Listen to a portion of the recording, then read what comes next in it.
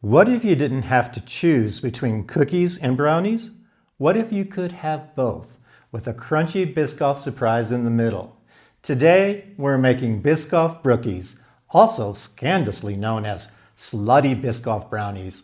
Why? Because they're unapologetically rich, a little over the top, and completely irresistible.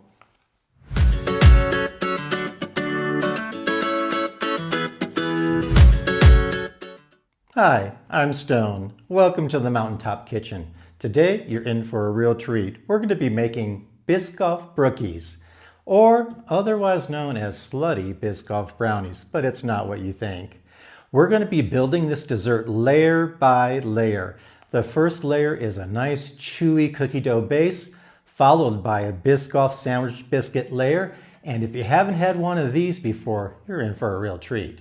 And we're going to top it all off with a nice fudgy brownie layer, all swirled with Biscoff spread. So stick with us. We're going to get right to it right now. First up, the cookie dough layer. We're going to be creaming 120 grams of soft butter. Let's plop that in, plop into the mixer. And 150 grams of nice soft brown sugar. We're going to beat this on a medium speed for about 3 to 4 minutes until it's really nice and fluffy.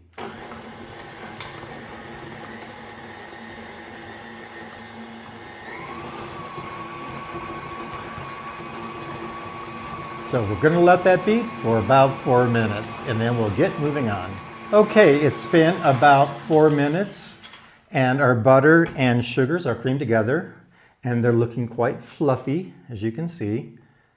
But let's go ahead and scrape the bowl down. I scraped it down too off camera. You want to make sure there's no butter hanging around in the bottom of the bowl or any loose sugar anywhere. So let's go ahead now and add 25 milliliters or about 26 grams of room temperature milk and a teaspoon of vanilla. And let's face it, vanilla makes everything taste better.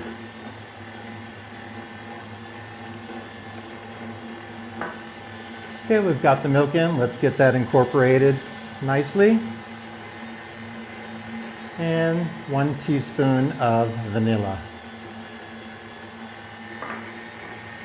And we'll just keep mixing that until it's nice and creamy. Okay, so we've got our milk and our vanilla in there. Now we're going to add our pre-sifted flour. We have 185 grams of pre-sifted flour. Let's just get that in. And a 1/4 teaspoon of salt. This is sea salt. So just plop that in. And you want to start it very slow, maybe pulsing, because you don't want your flour flying all over the place. And we just want to get this incorporated so there are no more streaks of flour, but you do not want to overbeat at this step. You don't want tough cookie dough.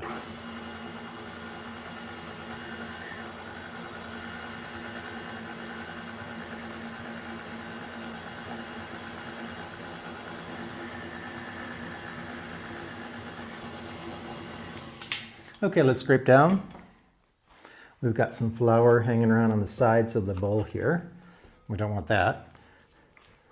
So let's just mix it all up really good. Get down into the bottom. Okay. And just mix a little bit more again, and just until the flour is incorporated.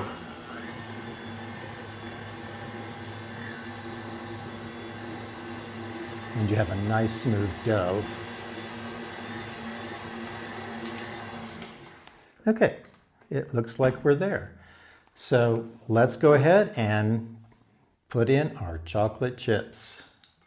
We have 50 grams of milk chocolate chips and 50 grams of white chocolate chips. And again, just quickly mix that in. We don't want to overmix the flour.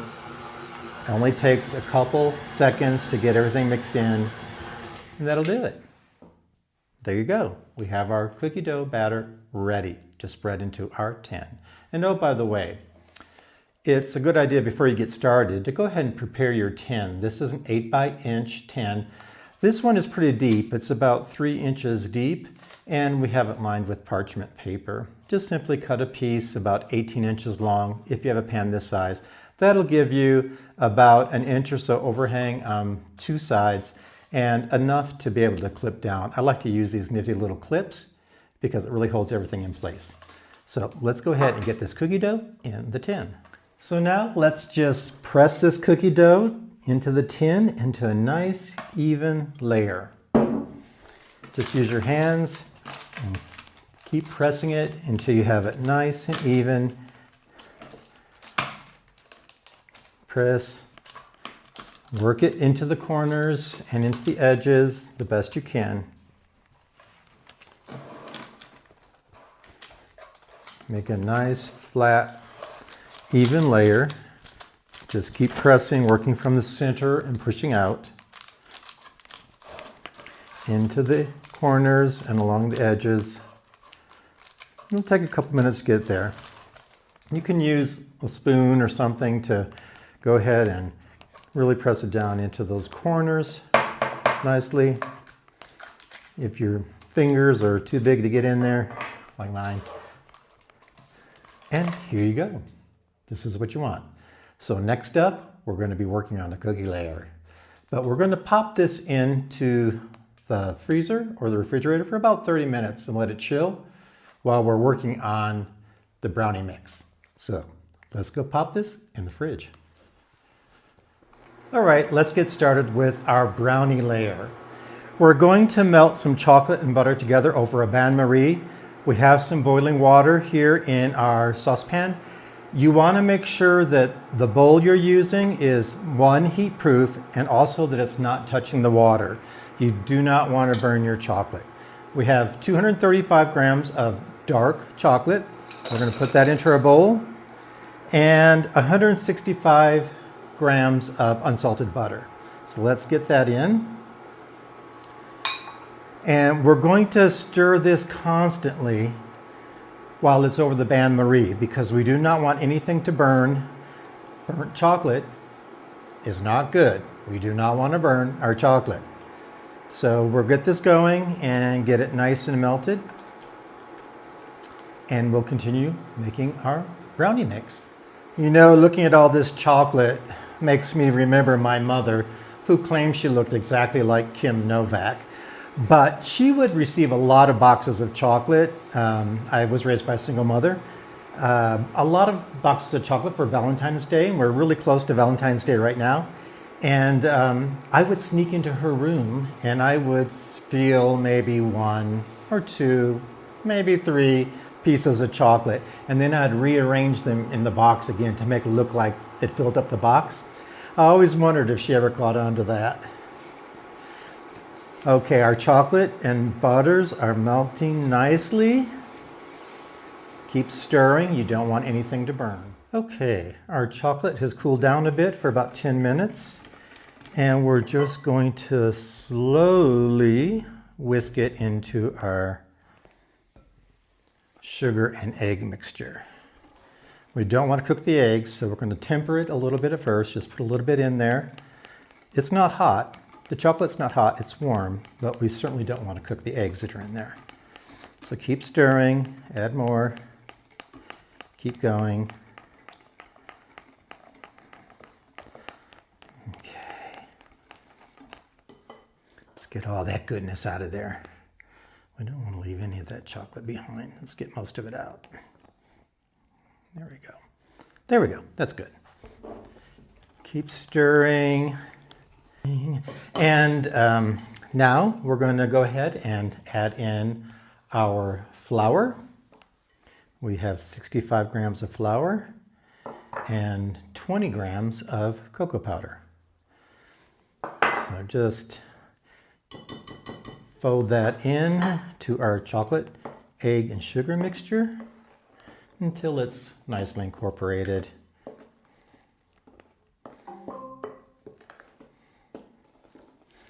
Thank you, Alexa. I need to figure out how to turn those notifications off. They are really bothersome. Okay, so just keep stirring, get all that mixed in. Okay, you don't want to see any cocoa or any flour. And just because we are really committed to decadence with this dessert, we're going to toss in 50 grams of semi-sweet dark chocolate chips. So in they go. Mix that into the batter. And our cookie batter is ready to put into the tin. So let's go get the cookie dough and we'll be right back. Okay, it's time to layer these babies. We've got our chilled cookie dough ready, and we're now going to line it with our Biscoff sandwich cookies. So we're just going to lay these in side by side, putting them in as tightly as we can. You might need about 20 of these. So we're just sliding them in and quickly getting them in here. These sandwich cookies are so good. I don't know if you've had a chance to try these yet or if you have them in your store. If you don't, you can use just any kind of cookie, or you can use a regular Biscoff biscuit in place of the sandwich cookies. Okay, and I have some that I've cut in half here to fill in these little places that are kind of tight.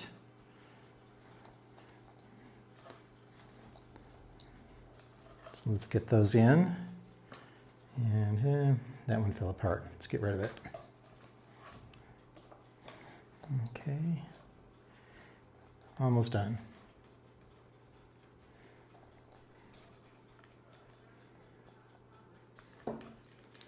Okay, so we've got our sandwich cookies in there now. And we're going to cover this with our brownie layer. So let's scoop all this goodness in. Our oven is heating up to 320 convection oven. Oh my God, this smells so good. Get all that goodness in there. You don't want to leave any of the chocolate behind. So let's go ahead and get all of it here. There we go. And a little bit more. I love the chocolate part. I don't want to leave any of it in there. Okay. That's good enough. Spread it around, nice even layer over the cookies. Get it into the corners. Turn your pan around as needed. Just tease it into the corners and over to the edges.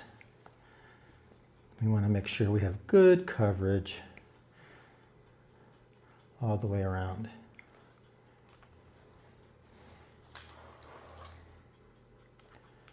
Okay, that's about it. We're going to get this into the convection oven. We're going to bake these and we'll be right back when they're done. Goodness, I almost forgot. We can't put these in the oven yet. We're going to bake these for about 45 to 55 minutes until you stick a toothpick in and it comes out done. But before we do that, we do have to put our Biscoff spread on top. Now I did heat this a little bit in the microwave so it'll be spreadable. I'm just going to dollop it on top and then wiggle it around a little bit with this plastic stick.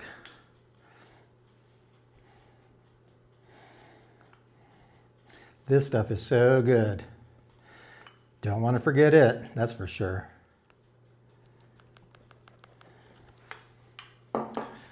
Okay, now that we have our Biscoff spread on the top, we're just going to take our little stylus tool and kind of just, make a little pattern on top. Work it in a little bit. You don't want to over mix it. Now, let's get these into the oven, shall we? Oh my goodness, these smell so good. But we're going to have to wait for them to cool down. We can't eat them just yet.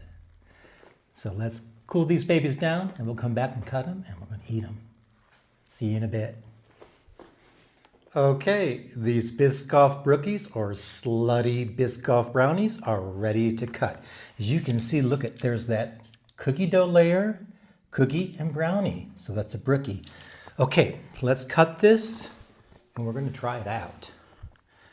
Okay, let's see. About right there.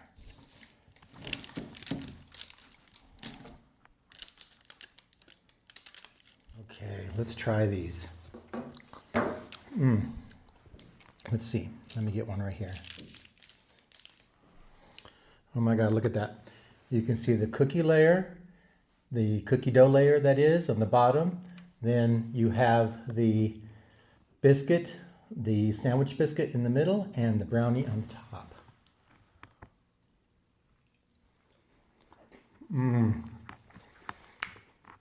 That is decadent. That is so good. Now, what we're going to do now is we're going to make these into little Valentine gifts. Well, a couple of them anyway.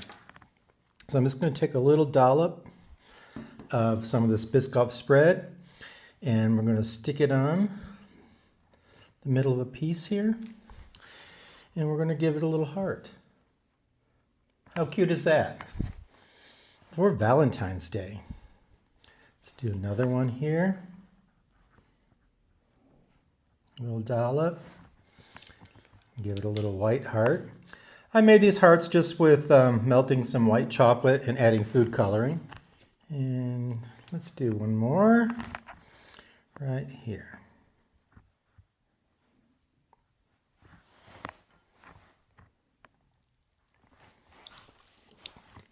There you go. Enjoy. I hope you make these. They're decadent and they're really good.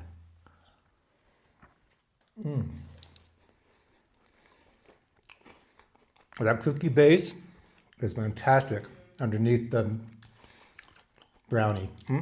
So good. Catch you next time. Bye-bye.